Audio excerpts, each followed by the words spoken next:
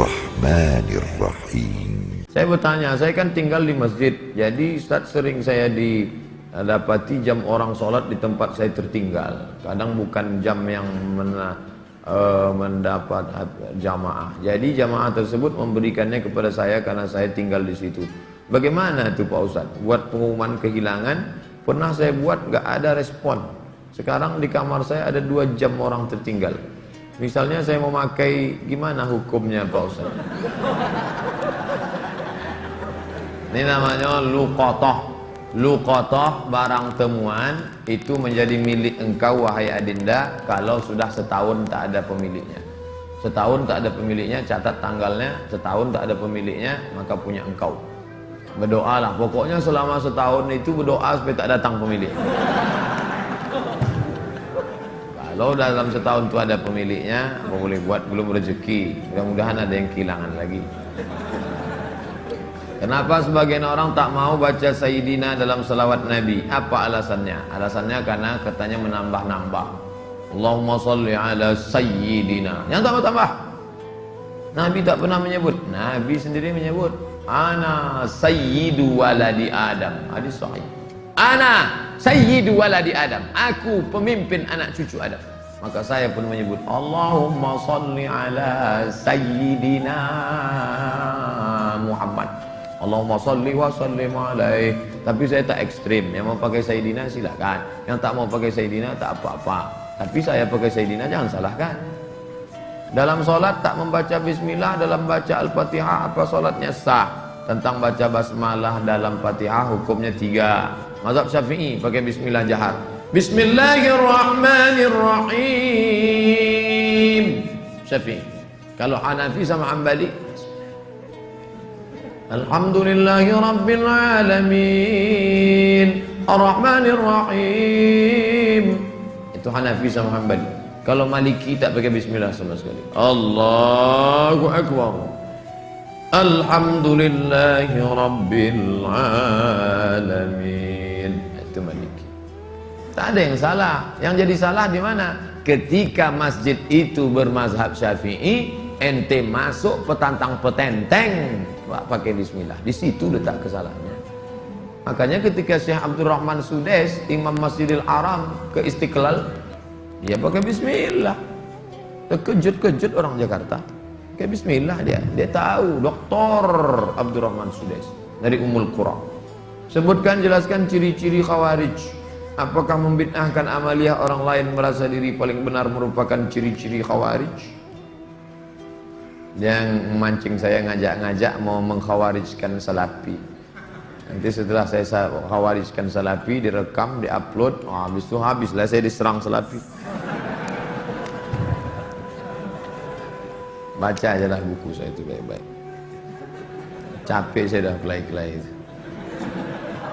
Apakah Hajar Aswad sudah ada sejak Nabi Ibrahim? Hajar Aswad itu adalah salah satu barang pernak-pernik surga yang ada di bumi. Hadisnya sahih bahwa batu Hajar Aswad itu dulu putih, lalu karena banyak dipegang orang berdosa maka berubah menjadi hitam.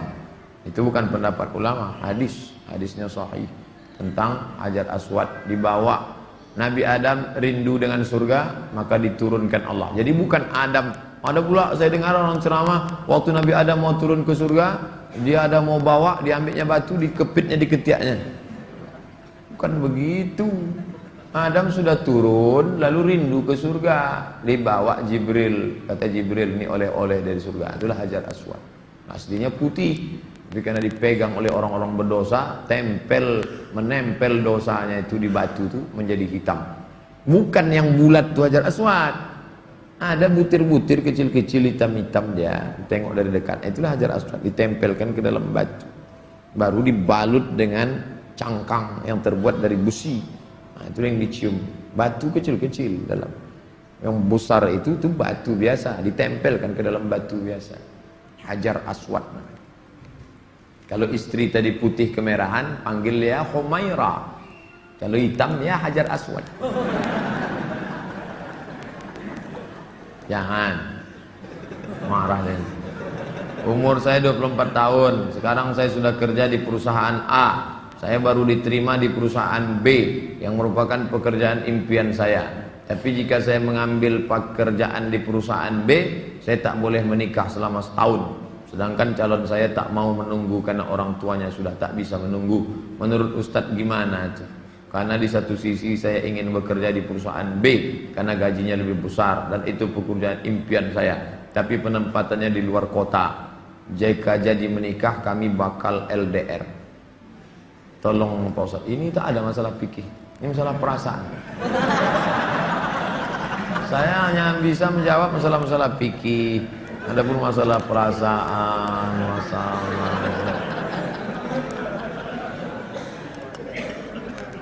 saya yang bisa saya jawab tuh halal, haram, makruh, mubah, rukun, syarat, wajib, sunat, sunan, muakkad.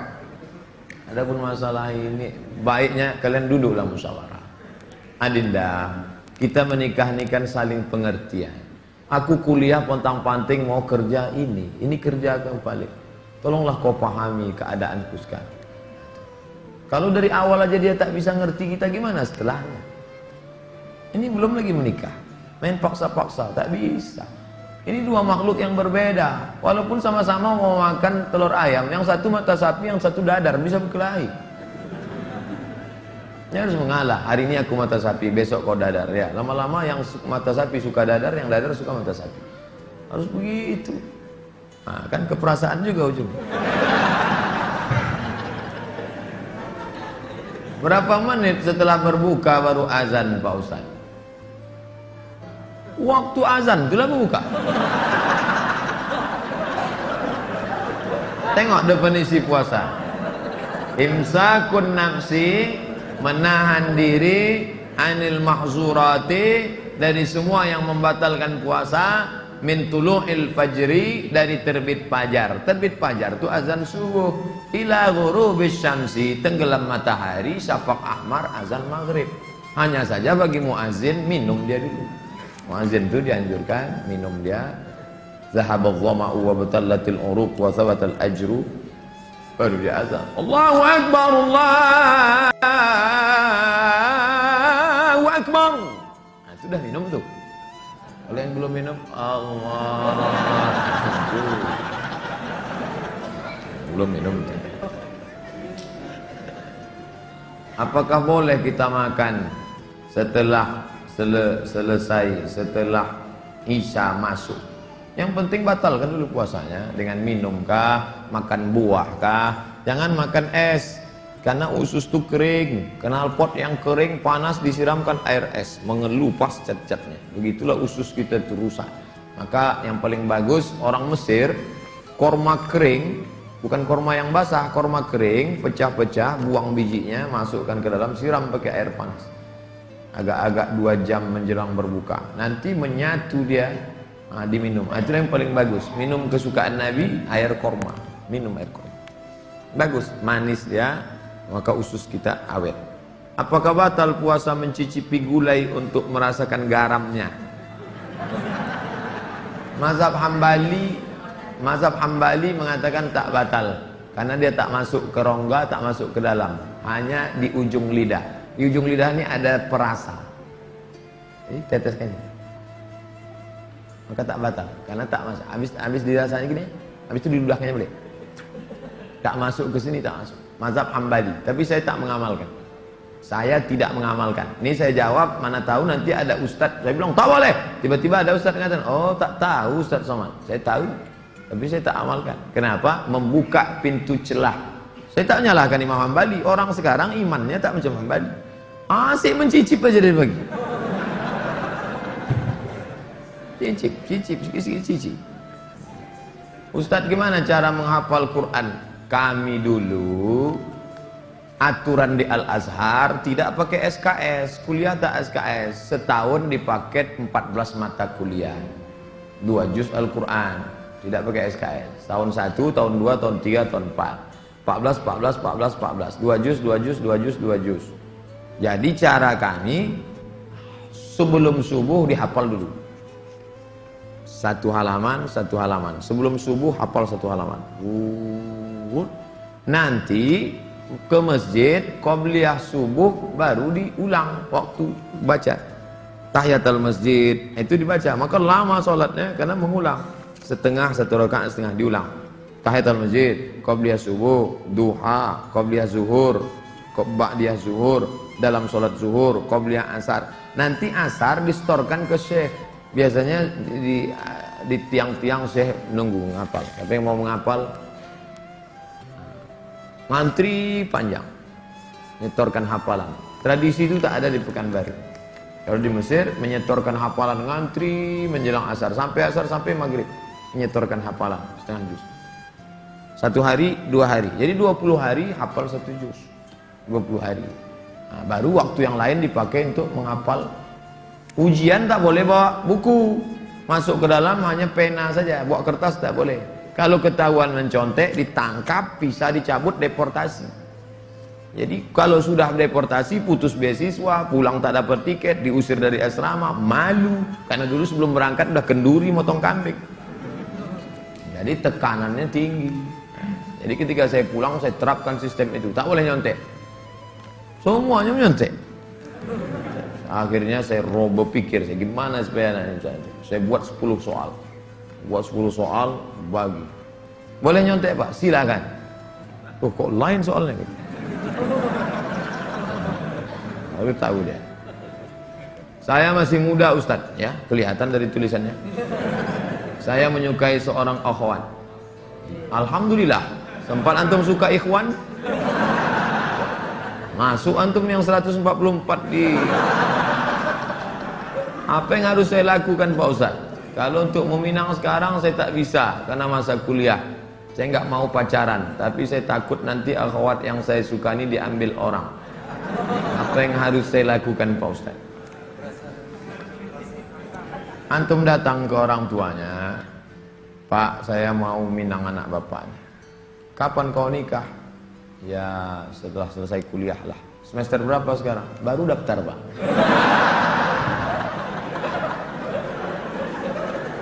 Itu rasa-rasa biasa saja itu adik-adik sekalian. Nanti setelah sekalian kuliah, banyak yang lebih cantik, lebih mantap dari itu. Anggap ingin lalu aja. Tak ada itu. Nanti setelah kalian selesai, banyak yang lebih hebat lagi daripada itu. Maka tundukkan pandangan. Yang gadis-gadis bagus pakai cadar supaya tak nampak laki-laki wajah. Ustadz di mana di Pekanbaru ini tempat belajar tahsin ngaji? Ustadz Hardi LC. Datang ke Tafakuh. Banyak kajian. Jamnya ada. Datang ke kantor Tafakuh depan gedung guru. Dari sini sebelum Purna MTQ, gedung guru sebelah kanan ada perkantoran Sudirman. Di depannya ada karaoke Rosa. Tapi jangan antum masuk ke situ. Kanan karaoke, yang kirinya Tafakuh. Dr. Mustafa Umar. Tanya, ada Ustadz Hardi? Nah, daftar tahsinnya Ustadz Hardi. Ustadz, Nabi Muhammad tak pernah cukup puasa sebulan pada bulan Sya'ban. Bagaimana kalau puasa bulan Rajab? Tak pernah, tidak pernah cukup puasa. Pernah Nabi. Bulan Sya'ban pernah Nabi sebulan. Karena Rasulullah SAW yasumu Sya'ban kullah. Kata ulama mana kullahu, pernah dia sebulan. Tapi tidak tiap tahun. Pernah, tapi tidak tiap tahun. Bagaimana dengan Rajab? Rajab bagus. Mana dalil puasa Rajab? Wa minal hurumi fasum. Berpuasalah engkau di bulan-bulan haram.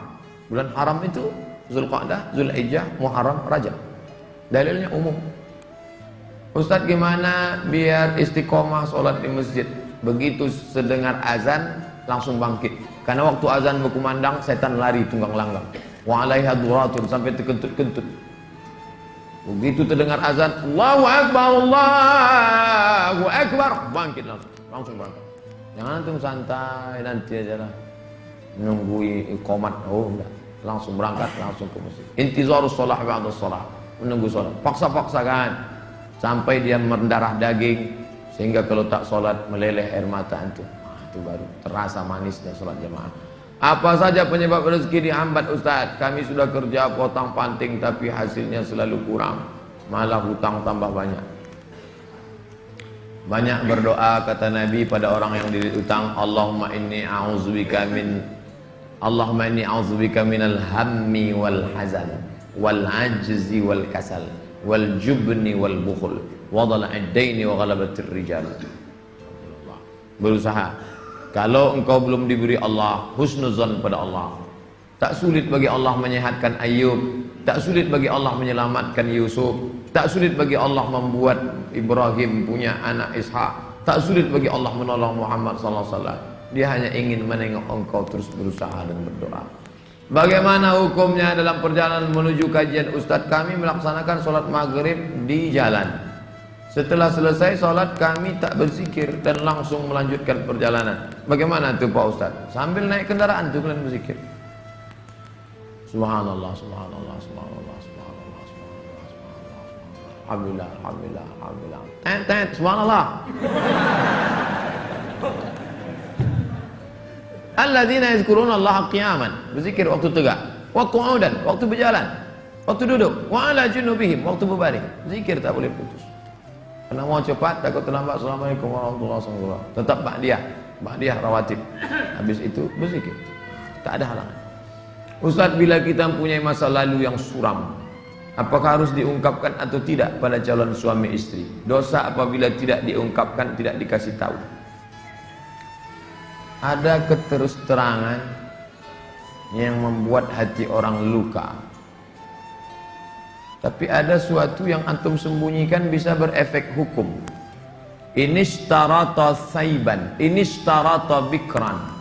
Kata Imam Ibn Taymiyah dalam kitab Majmu' Fatawa, dikutip oleh Imam Sayyid Sabiq dalam Fikih Sunnah. Yang punya teks Ibn Taymiyah, nama kitabnya Majmu' Fatawa. Dikutip oleh Sayyid Sabiq, dibuatnya dalam kitab Fikih Sunnah. Inishtarata bikran fapanat saiban falahul fashu. Kalau seorang suami mensyaratkan istrinya mesti perawan, ternyata tidak perawan, maka dia punya hak fasah membatalkan pernikahan. Jadi kalau sekedar antum dulu pernah nonton karaoke, tak perlu antum ceritakan. Ditanyanya, kau solihah? Insya Allah bang. Masa lalumu, siapa yang tak pernah punya masa lalu? Emangnya kau suci? Tapi kalau sudah masalah implikasi hukum, antum mesti terus terang. Karena kalau antum bohong, maka dia punya hak fasah. Ini hati-hati. Setelah itu cerita, tapi bahaya juga nih kalau cerita dia tak jadi, tak mau. Bukakannya ke yang lain, alamat. Pokoknya gawat lah itu dah. Bila wanita menolak menikah karena alasan menuntut ilmu yang disuruh orang tuanya, bagaimana menurut Pak Ustadz? Kenapa dia tak mau menikah? Ayahnya maksa dia harus selesai S3 baru nikah. S2 23, S3 tambah lagi, S2 25, S3 3 tahun 28. Kau setelah doktor baru boleh menikah. Begitu kata bapaknya. Hadapi bapaknya. Keras bapaknya nih Pak Ustadz. Bapaknya orang apa? Orang Kabupaten Kampar. Ajak Ustadz Mustafa Umar. Bapaknya orang apa? Orang Jawa. Ajak Ustadz Jamhur. Jumpa sama Ustadz Jamhur. Assalamualaikum, waalaikumsalam. Pripun kabari apik? Oh, katanya bapak tak mau ngasih anak bapak nikah sama dia. Saya bukan tak mau, itu saya ngasih alasan aja biar tak jadi sama dia. Ini orangnya baik Pak, baik orangnya, sopan. Oh, jadi ada pintu celah masuk ke dia. Bapaknya itu kan manusia, bukan robot. Ada hatinya. Kau sentuh tepat di hatinya, dia akan jadi milikmu untuk selamanya. Sebelumnya mau ucapkan selamat milad ke-40. Bolehkah itu mengucapkan selamat ulang tahun? Saya tak merasa 40.